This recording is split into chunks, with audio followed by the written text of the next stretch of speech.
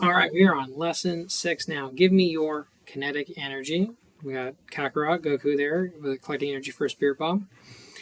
I'm learning to apply kinetic energy, which is equal to half mass times velocity squared, to 1 and 2-step equations to find missing information about an object's motion. So we're going to talk about kinetic energy, how to define it. We're going to look closer at the formula. We're going to do some example work with the formula so that you feel prepared to use it. So we got our Care Bears here sending some positive energy.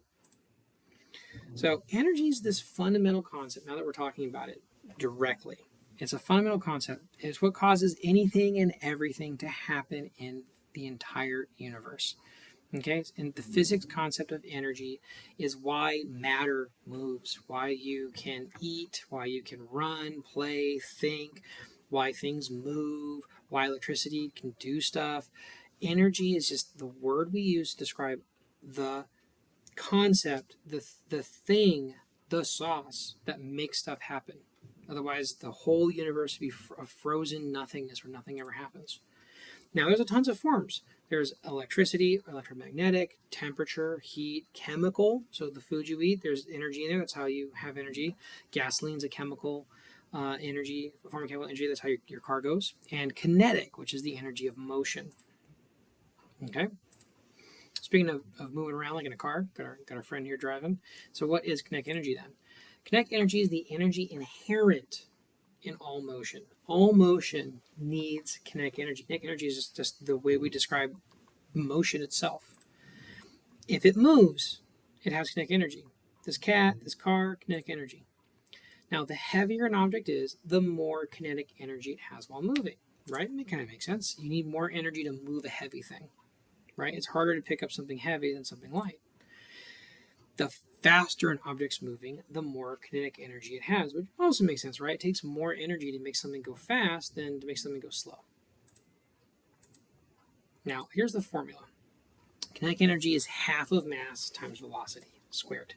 Now, important takeaway, really important thing to get out of this, speed adds a lot of energy as it increases. Speed is much more important than mass.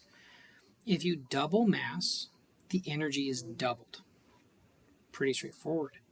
But if you double velocity, the energy is 4 times as much. You quadruple the energy when you double velocity. Why? Because if the doubling is squared, because we're squaring velocity, 2 to the power of 2 is 4. So here's an example. A skateboarder with a mass of 50 kilograms, about 130, 140 pounds, they're traveling 5 meters per second. So what is her energy, the skateboarder?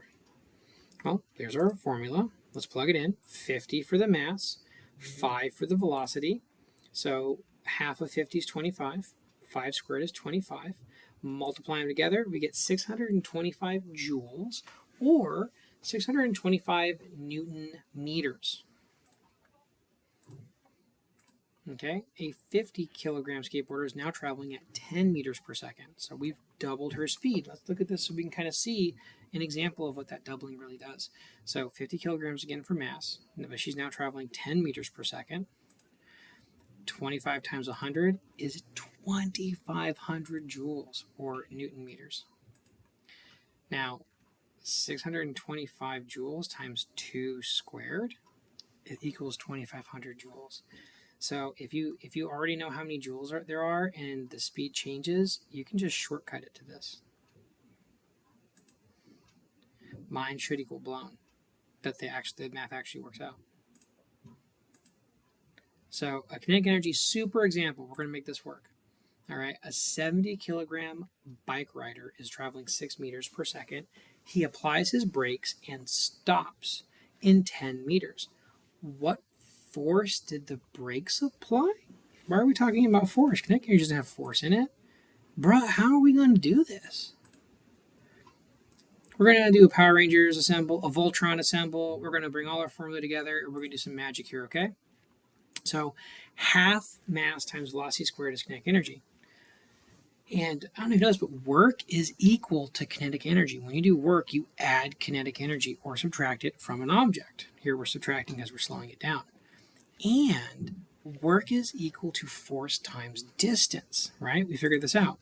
We're going to form Voltron right here, okay? So let's set these equal. Half mass V squared equals KE, and work is KE, and work is FD. So we can use FD to replace work, and then we use FD to replace KE. So we now have a super formula. Half mass velocity squared is equal to force times distance. This is completely legit. I'm not lying to you. So let's get those numbers back in here. So the person was 70 kilograms, and they went from 6 meters per second to stopped. So that was the change in their velocity. And it took 10 meters to slow them down. So we can actually plug all this in and solve for F. So 35 times 36 equals F times 10. And now we've got, make sure you can see that, 1260 divided by 10 equals F. So 126 newtons is the force that was applied every meter of distance until they stopped after 10 meters. That's pretty cool, right?